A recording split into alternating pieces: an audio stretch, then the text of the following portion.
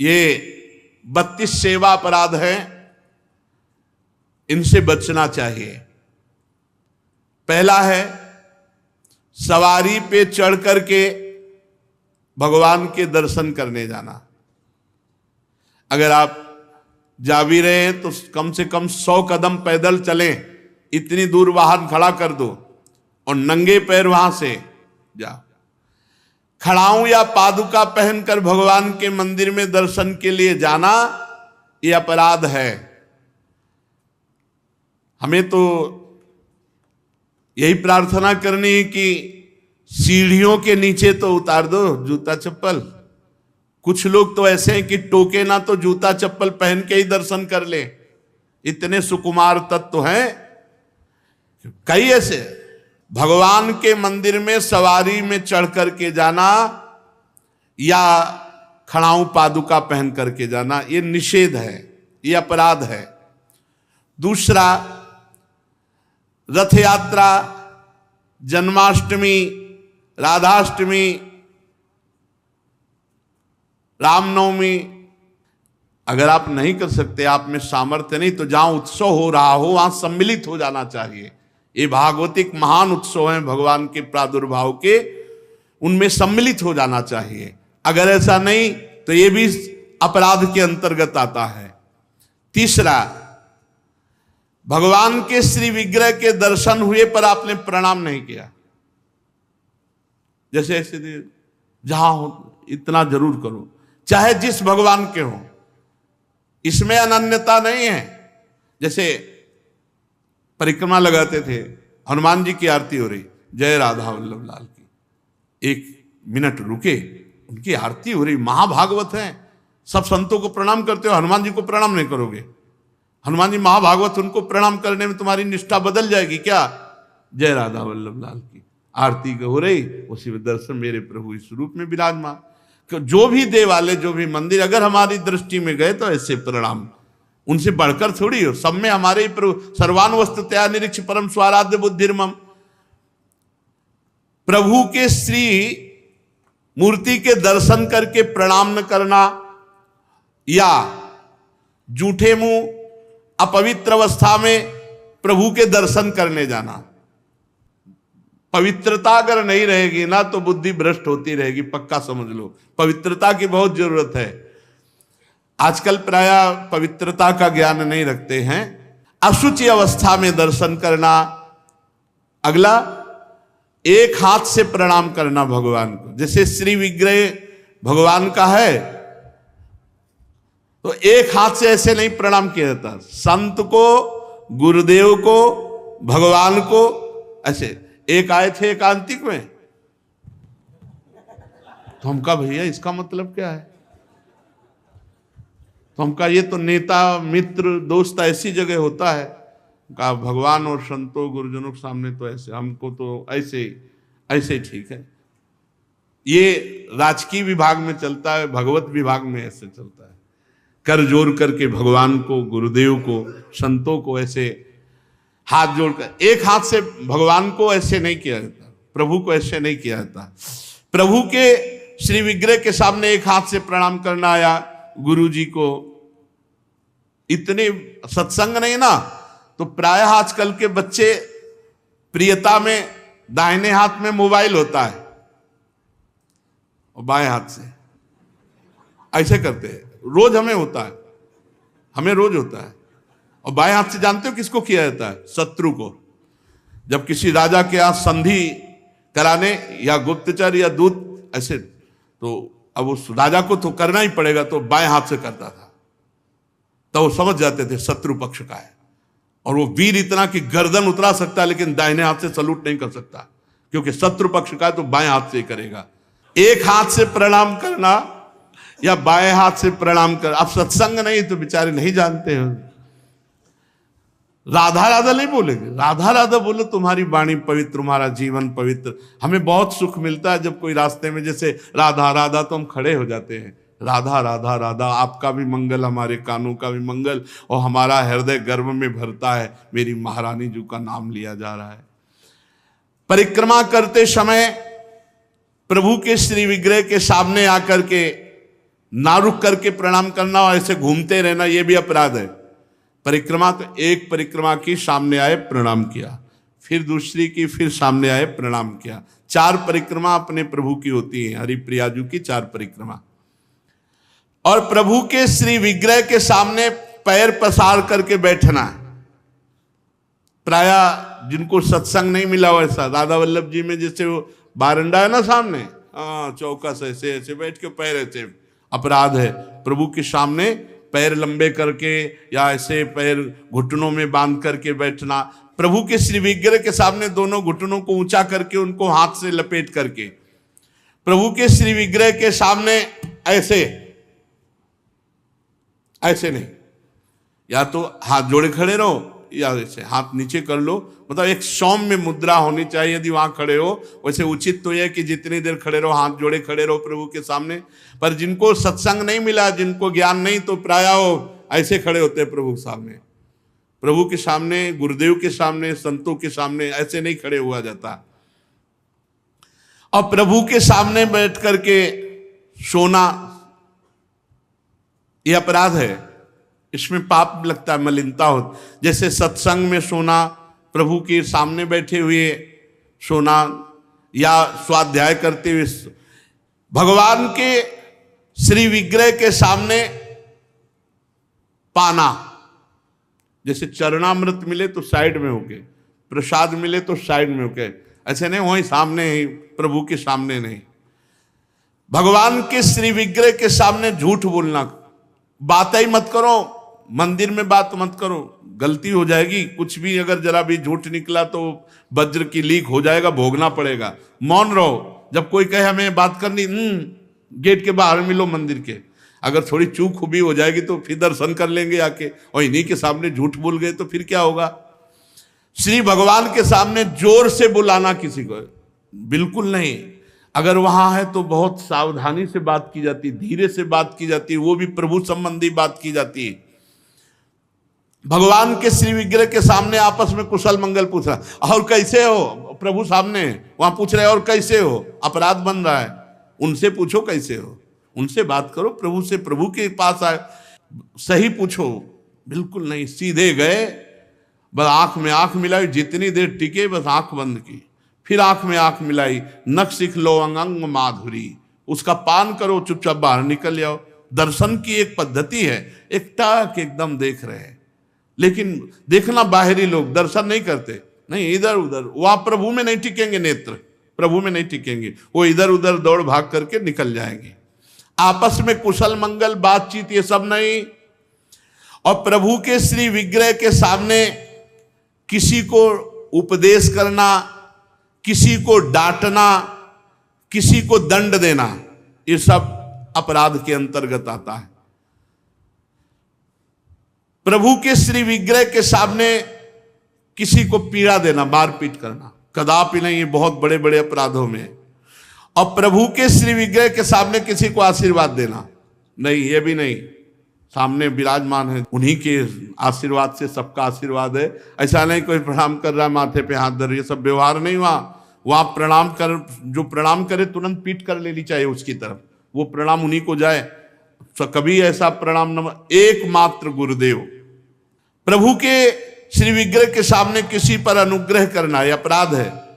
श्री विग्रह के सामने किसी को साप देना, कठोर वचन बोलना, निष्ठुर वचन बोलना, और प्रभु के श्री विग्रह के सामने कंबल ओढ़ कर जाना, प्रभु के श्री विग्रह के सामने किसी की निंदा करना, प्रभु के श्री विग्रह के सामने किसी की स्तुति प्रणाम बिल्कुल नहीं करना, प्रभु के श्री विग्रह के सामने अश्लील भाषण बोलना, प्रभु के श्री विग्रह के सामने अधोवायु त्यागना।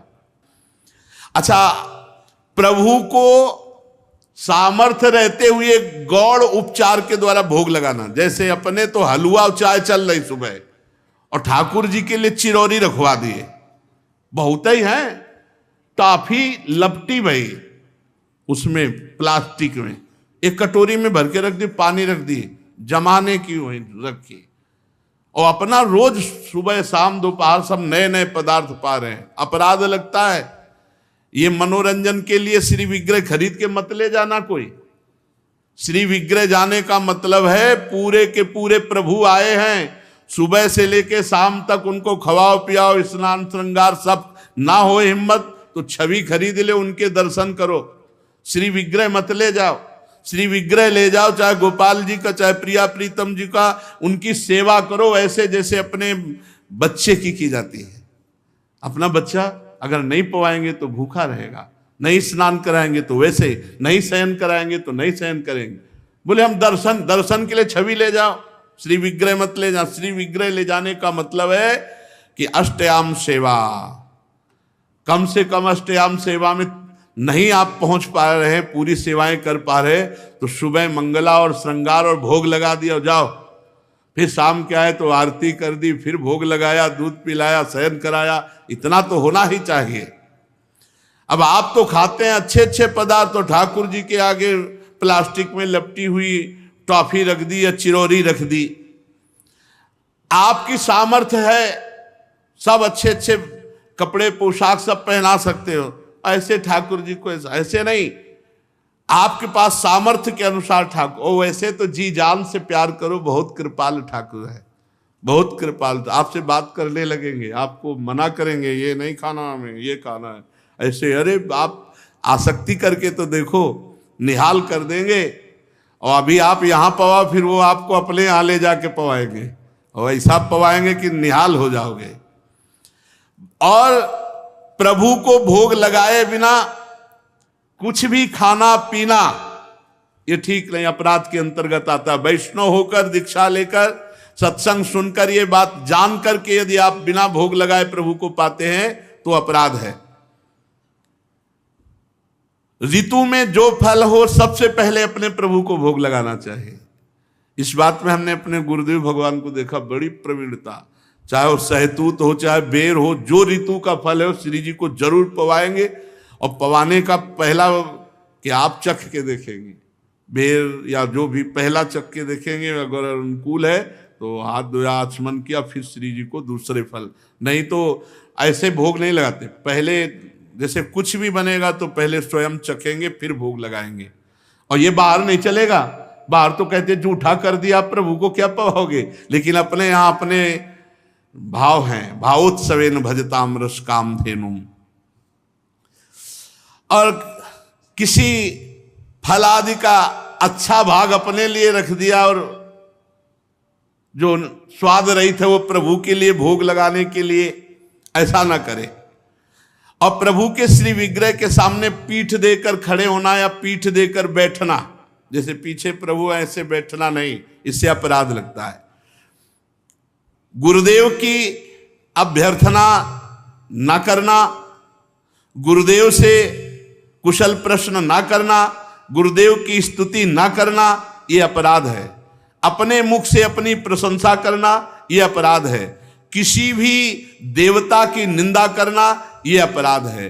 भगवत मार्ग में अपने आराध्य देव के सिवा अन्य कोई आश्रय, अन्य कोई बल, अन्य कोई आशा, ये सब कलंक के समान है। यदि हम अन्य आस भरोस अवलंबन छोड़ पाएं तो हमें कुछ नहीं करना भगवत प्राप्ति के लिए। सच्ची मानिए, ये अन्य जो स्वीकृति है यही हमको तो भगवत विमुख किए है, नहीं हमारा स्वरूप ही भगवत स्वरूप है। ये पांच भौतिक हमारा स्वरूप थोड़ी है, ये अंतःकरण हमारा स्वरूप थोड़ी है, ये स्वभाव हमारा नहीं है, ये प्रकृति का है।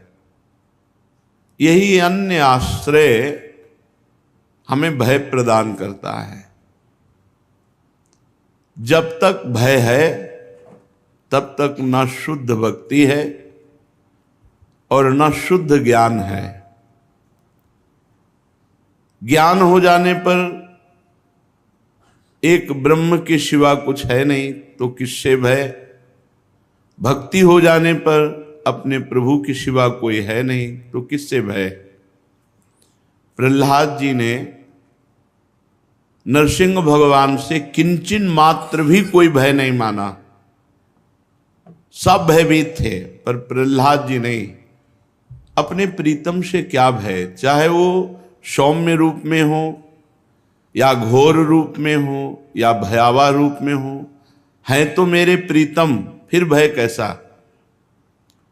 तो हमें जो भय, शोक, चिंता, अपने कल्याण की फिक्र, इसका मतलब है अभी भागवतिक बल जागृत नहीं हुआ, अन्य कोई बल है, अन्य कोई आश्रय है, अन्य में ये शरीर भी है, अन्य में शरीर की क्रियाएं भी हैं, अन्य में अंतःकरण है, अंतःकरण के संकल्प, निश्चय, चिंतन, स्वीकृति आदि,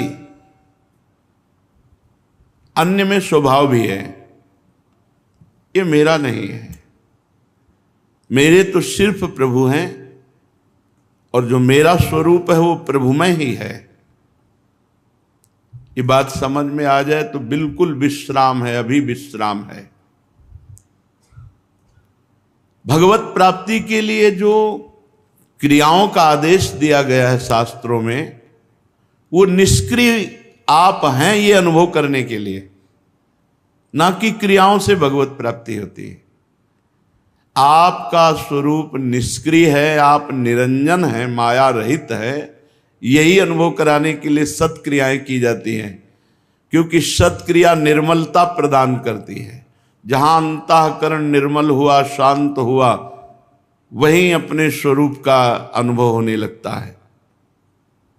इसलिए अन्य बल तो छोड़ दीजिए, बस ये समझना है अन्य बल का मतलब किसी व्यक्ति, वस्तु, स्थान का नहीं, शरीर का भी नहीं, अपनी क्रियाओं का भी नहीं, अपनी सोच का भी नहीं। ये बात अगर समझ में आ रही हो तो बहुत शुद्ध शरणागति अभी हो जाए। हमारी क्रियाओं का क्या बल, कभी सत्क्रिया होती, कभी असत क्रिया। हमारे अंतःकरण की सोच का क्या बल, कभी सत सोच होती, कभी असत। हमारे स्वभाव का क्या, कभी सौम्य, कभी क्रूर, कभी उदारता, कभी कंजूसता। इसका क्या, हमें अपने प्रियाजू के स्वभाव, प्रियाजू के प्रभाव, प्रियाजू का बल, प्रियाजू का आश्रय, बस। फिर देख लो आप कैसा आनंद आता है।